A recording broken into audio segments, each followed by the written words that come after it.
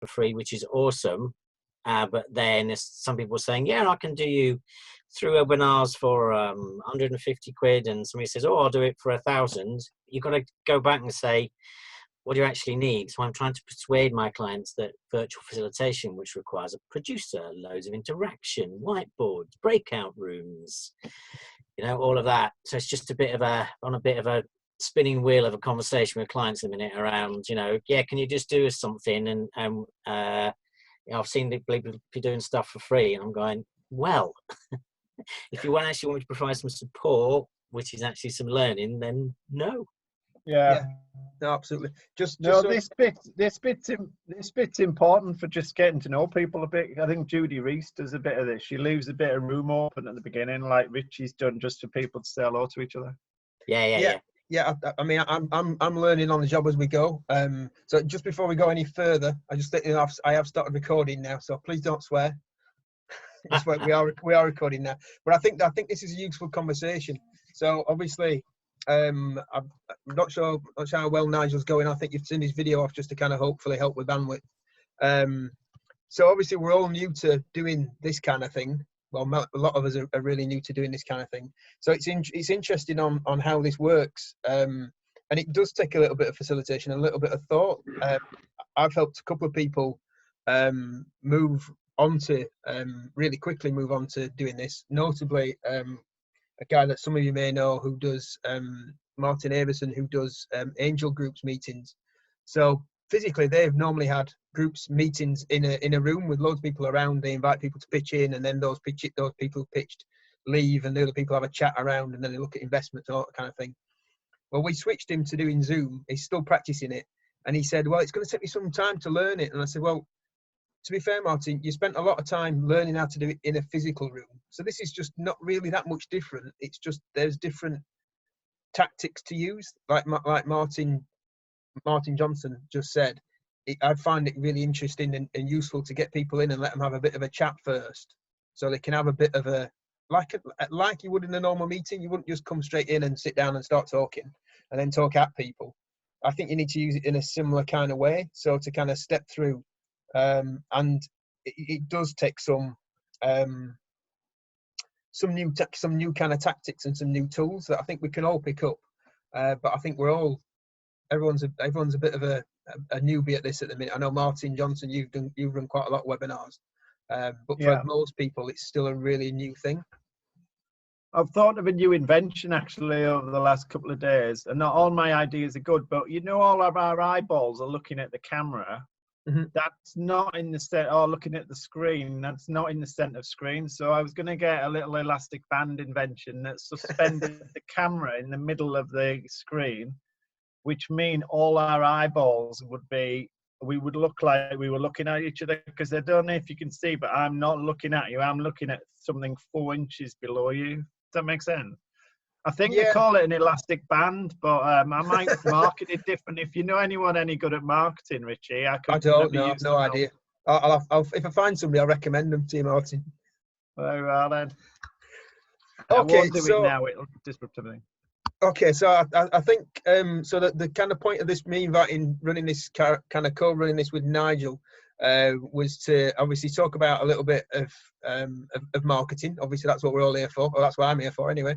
And Nigel, I've spoken to Nigel before about kind of customer journeys and how that can help. So really, that was the kind of point. So I guess if everyone could kind of mute, if you're not already muted, if you can mute yourselves, and then if you've got any questions, just stick them in the chat. I've also noted that Martin Johnson's already put his LinkedIn link in the chat. If anyone wants to do that too, feel free. I'm not going to share contact details with anybody because obviously that's a GDPR issue. But if you want to share your contact details in the Zoom chat thing and get in touch with each other, then absolutely feel free. It's not a problem. Is that all right, everybody? Thumbs up. Cool. I'm guessing, Lynn, you're doing thumbs up and Callum, you're doing thumbs up too. Cool. Callum's mentioned it. Yeah, that's fine. Cool. Okay, so Nigel, can you hear us okay? Oh. Nigel? think he's got his microwave on, Richie. I can. We haven't got one. We've got an Arga, and I can't turn that off. I don't think throw a bucket of water in it and record it.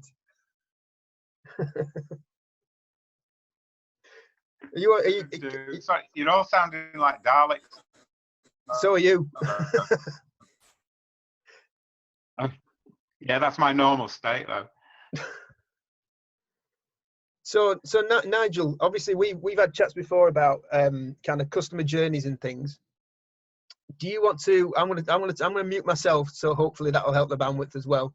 If you just want to have almost explain to everyone else what your kind of main thing you do is, and then maybe we can start having a discussion about how that can help people.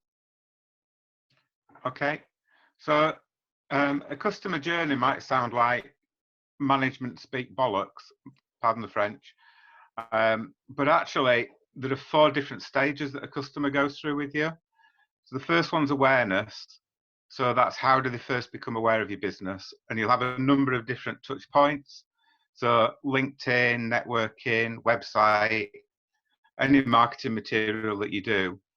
Once they're aware, they then move through to consideration, and that's where they get the information to decide whether or not they want to think about doing business with you. And then from consideration, you go through to purchase, and then this is where I cheat a bit. Then you've got the ongoing relationship.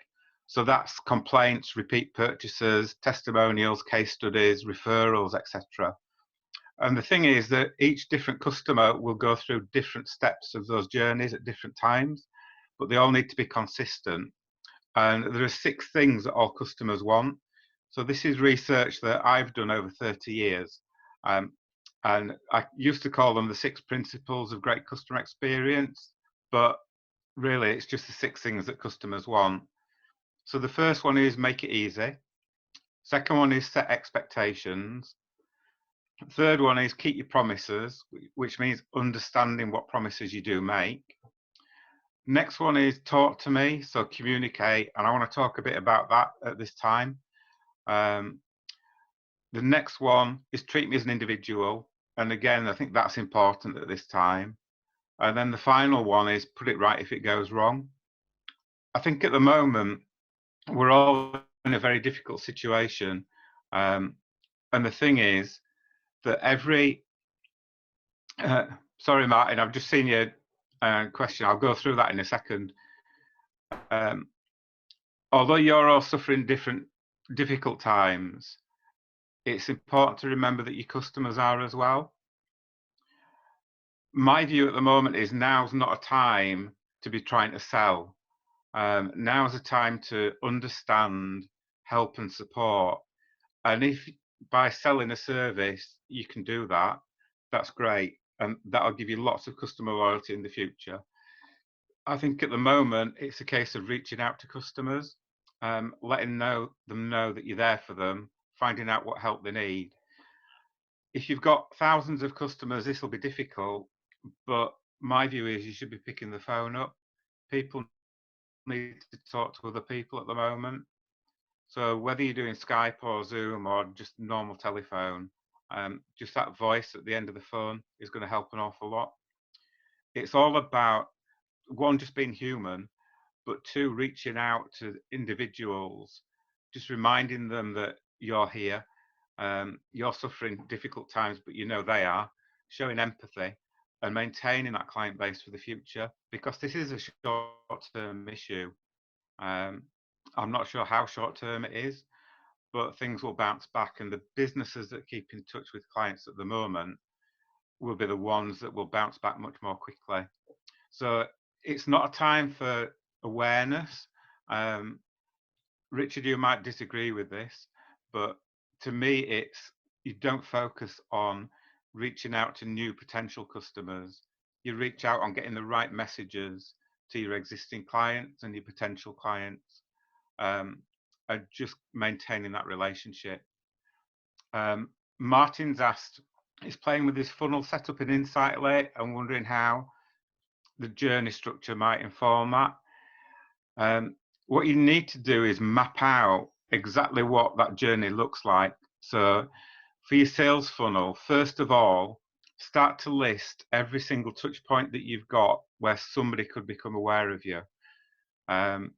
Start to go through them all. You've obviously got the obvious ones, so website, etc., networking. Once you've brainstormed and listed all those, and just do them in a column down the left-hand side of a page. Look at it again. If you haven't automatically put referrals, then you need to think about the whole customer journey, because you should be getting 50 to 80% of your business from referrals from existing clients. And it's amazing how many businesses don't even ask their clients for referrals. I had a firm of accountants recently who was spending a fortune on advertising and paying for cold leads. They'd got 450 clients, and we just sent a message out to each of them saying, we're growing the business. We'd love to work with more business owners like you. Can you recommend us to anybody?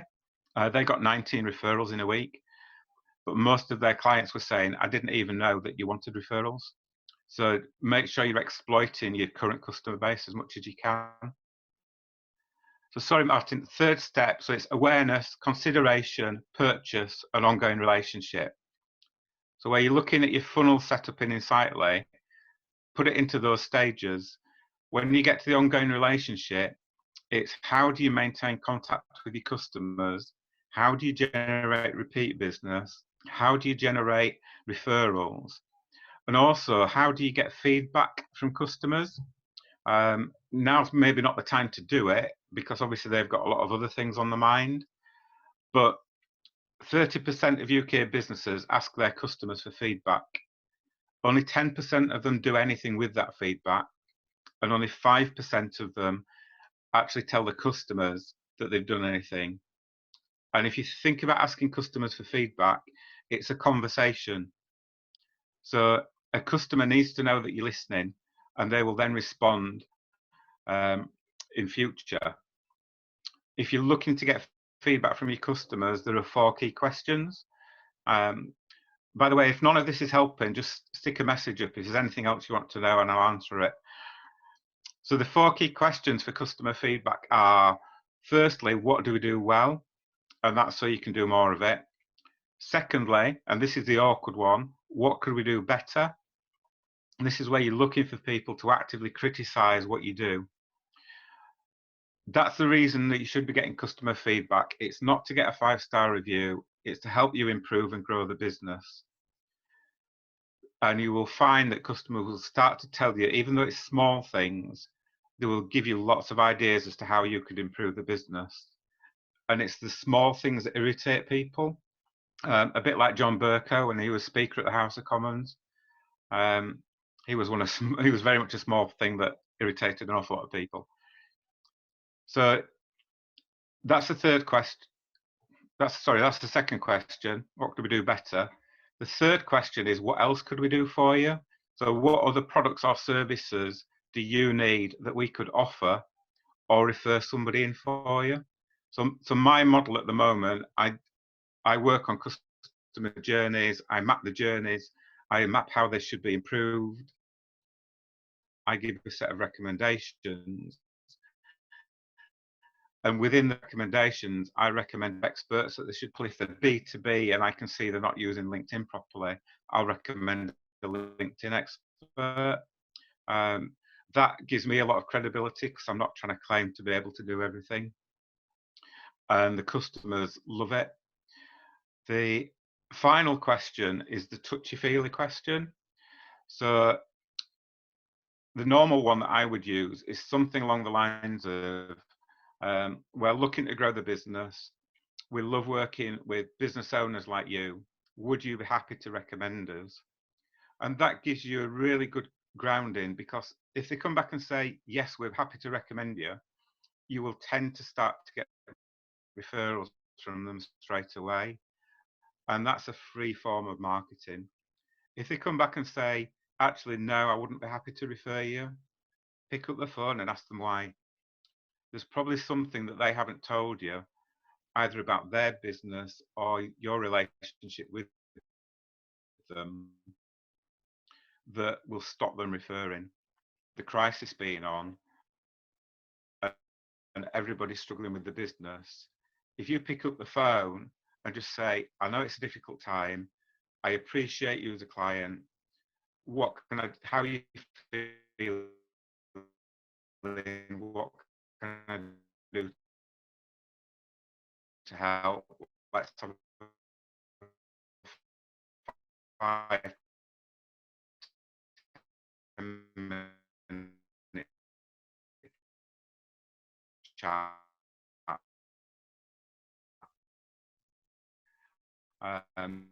That will go an awful long way to maintaining that relationship. Because I'm not getting any more questions.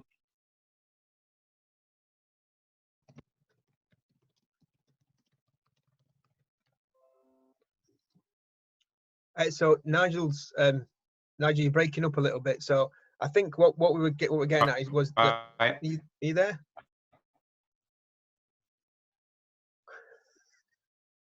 I can feel I know it, and this must be now Noel Edmonds used to feel on Christmas Day morning. So I think just to kind of reflect on what Nigel's been saying there, I think it's really key at times like this. The kind of advice that I'm giving clients at the moment is to keep marketing, obviously, and it's to kind of help them stay top of mind. And by doing that, in the right way, I think your clients who do that can come out the other side in a really good position. And by doing that the right way, I mean not selling anything particularly, just in the same way that Nigel's saying. So helping and supporting people.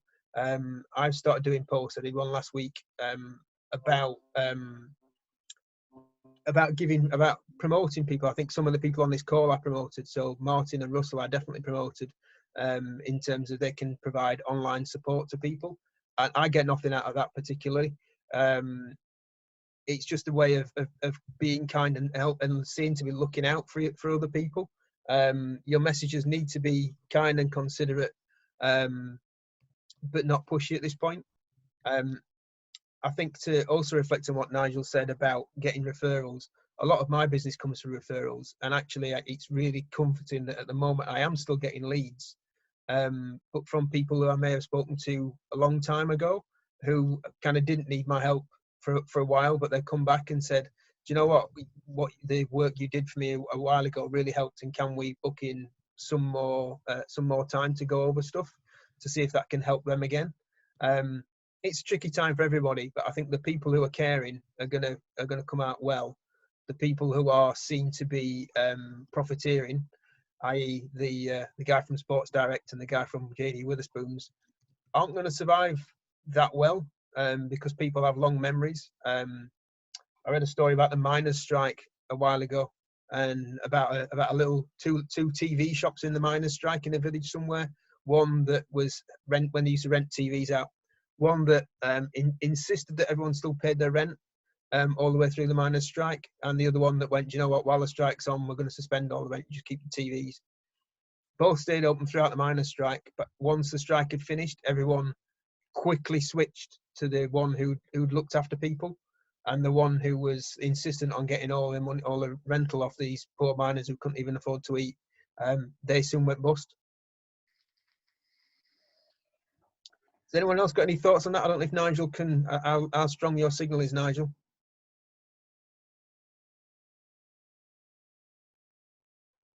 No, I'm not sure how strong it is. If anyone else just wants to chip in, that'd be interesting. Hello, it's Russell here. Just keeping the video off in terms of bandwidth. Yeah, that's what I'm really trying to do, is just call people and go out to everybody I know and just go, hello, how are you? Which people are really appreciating. And I'm genuinely hoping, so asking for feedback, I'm hoping that, I've done a few more blog posts and sharing of things, but they really are, this might be helpful. It's not a case of please buy my services. I genuinely hope that's how I'm coming across. I've had some help through LinkedIn from a few people recently over something we were looking for. all just people giving advice free of charge via LinkedIn Messenger, which was really nice.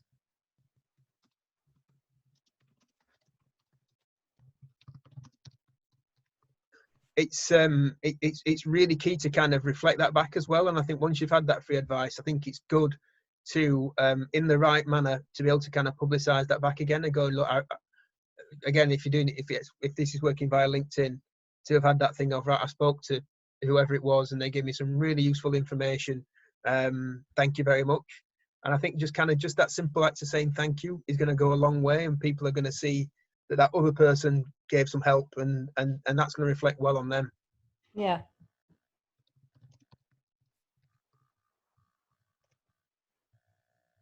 So if anyone not seen the chat at the side, I think Nigel's saying that he's got he's written a step-by-step guide that's on sale on Amazon. That he's happy to help. Yeah, he's offering, if anyone wants to help map out their customer journeys, he's happy. So if you just want to get in touch with Nigel, that'd be great. Yeah, and he's basically saying the same to Russell, that if you can give someone a little bit of free help. Obviously, we're all still trying to make some money because we've all still got to pay the mortgage and pay employees or whatever. But I think it's important to give kind of a degree of help wherever you can.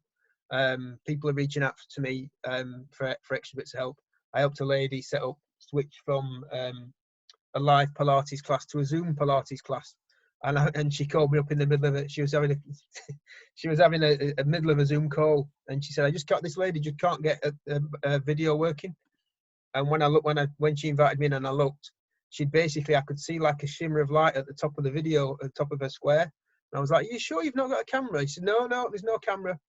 And then she moved the chair and the camera moved. And I went, "Oh, you've got a camera somewhere." And suddenly she discovered it and put it back and went, "Ah, that's what you mean by a camera." And suddenly she was on. And it was like it was fun. It was a 10-minute kind of Zoom call for 10 minutes.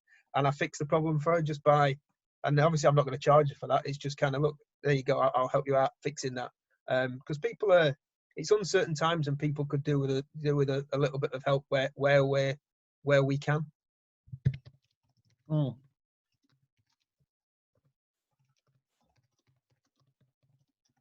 Nigel? You there? Yeah. Sorry, you lit up. I thought you were going to say something. Oh, sorry. I'm just trying to put some. No, he's going to go in the chat.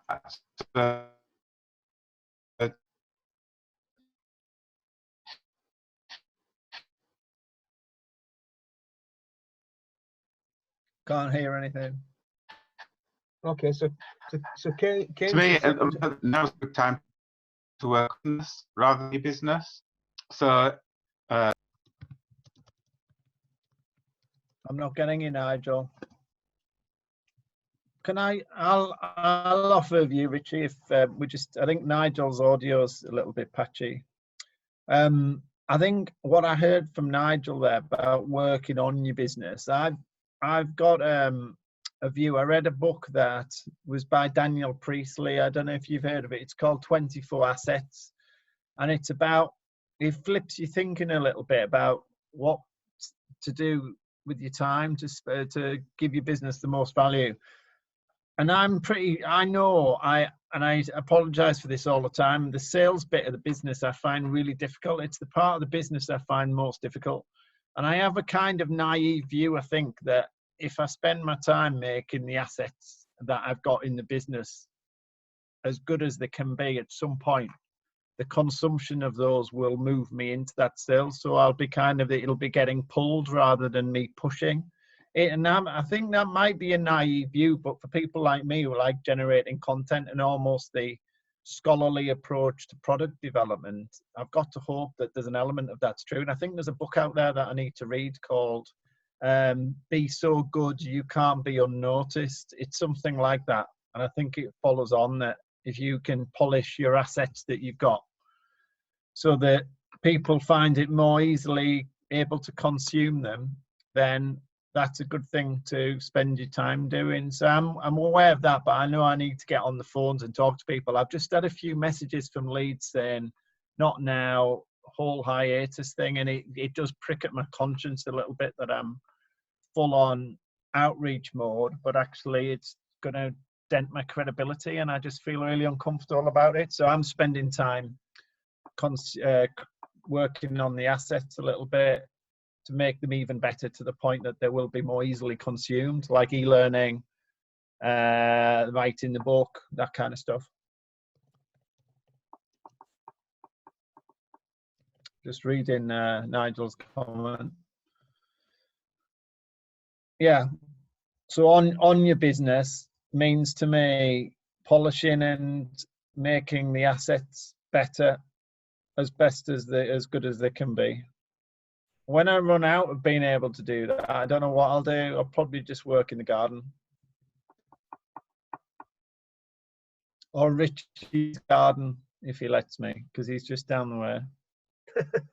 I think it's a very good point. I mean, I've just written a blog about the kind of marketing things you can do while things are maybe a little bit quieter. So think like reviewing your website, reviewing your social media, and that's not necessarily saying you should be necessarily adding more content to it, but it's just kind of all these little things that you've kind of not looked at before, that you've just not got around to tidying up, and the kind of things that will put you in good stead when all this comes out. A really important thing, and I'm speaking to lots of people, obviously, and different clients are in different positions. I've got some that are based in homeware. I've got one particular client who makes carpets. They've just had to close their factory, and another client we're working on a kind of a startup program for them, and they're going to be selling furniture. An interesting thing is that although they're going to really struggle to get products just at the moment, when all this clears, they're going to have a pent-up demand. So when all this clears, people are, especially for homewares, people have been sat in the house for 6-8 weeks, however long we end up doing this, are going to be sick of the sight of their settees. They're going to need a new carpet. They're going to want to paint the walls. They're going to want to do all those things. So there's going to be a demand for those things. And that's going to happen. That's a really easy example, but this is going to happen for every business. As at the minute, the government's idea is to mothball the economy, essentially, for it then to survive and come out the other end. So when we do come out the other end, my thought is there's going to be a pent-up demand for pretty much everything, and the people who can stay top of mind throughout all this period by helping and still being around are the people who customers are going to go to.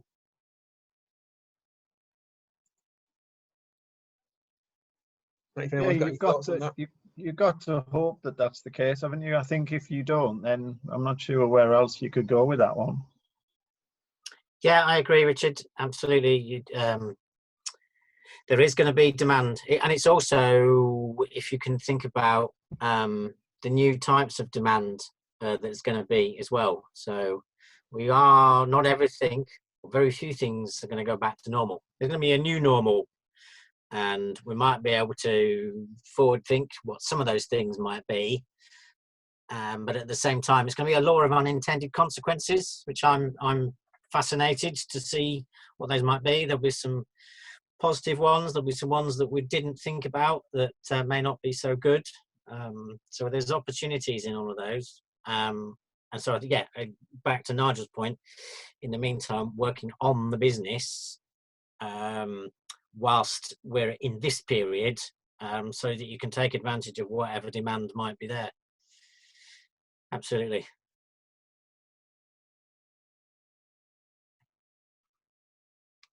You're on mute, Richard. See, I'm still learning. I was still muted. So Nigel's put some more points in the side about polishing your assets, and also looking at, I know with a couple of you guys, I've already spoken about looking at your target customers and doing your customer personas and working out who they are, and maybe think about how those personas will have changed now, because what happened, what was true last week is potentially not true anymore, and potentially might not be true ever again. I think it's safe to say that we are going through a bit of a complete shift, especially to home working. So if your particular service was predicated on people having to commute to work, then I think you're gonna have to potentially rethink on how your service was. I'm not sure if any of you guys, if that affects anybody, but for people who do that. So obviously, public transport is going to be a really interesting thing after all this. Who's going to want to get on a tube or a bus? We're being crammed into this. Again, issues for restaurants and things.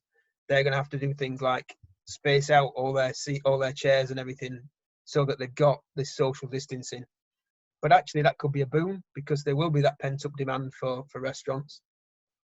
But the fact that they can't get as many people in will mean that new restaurants may open, and that restaurants may just end up getting booked up, which will help their cash flow going forward.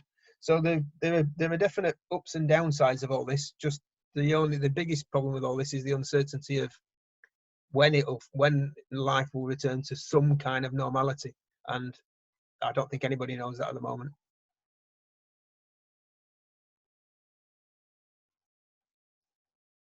So on that cheery note, does anyone have anything else they would like to ask, suggest, talk about? Well, it's like it's just the usual offer.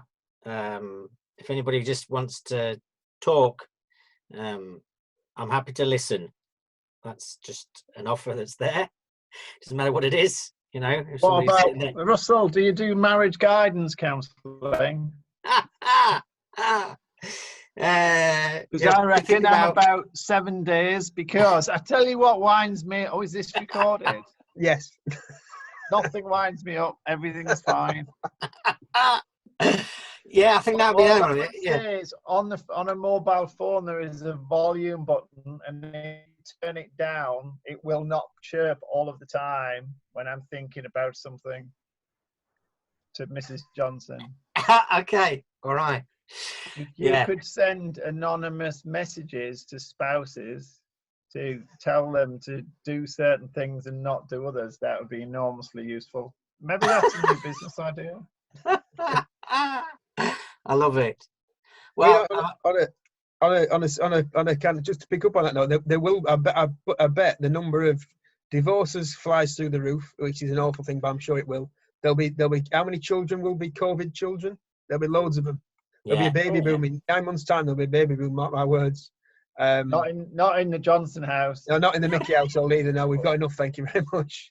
Unless when I shut the blinds, some other stuff happens. I can't think it's me. All right, guys. So Nigel just sort of said, if anyone wants to have a chat or FaceTime with Nigel about custom journeys, he's more than happy to do. If you want to just connect to him on LinkedIn, I'm sure you'll be able to find. In all these posts that I've been pushing out, I've been tagging Nigel in anyway, so I'm sure you can all find him. All right, guys. So I think unless there's anything else, I think we'll call that a day, if that's okay. Yeah, it's really good. Thanks for this. Thanks, You're Richie. welcome. You all right, Liv? Good to meet you all. Look after yourselves. Bye. Yeah, thanks, Richard. No worries. Thanks a lot. Bye-bye, everybody. Bye. Bye.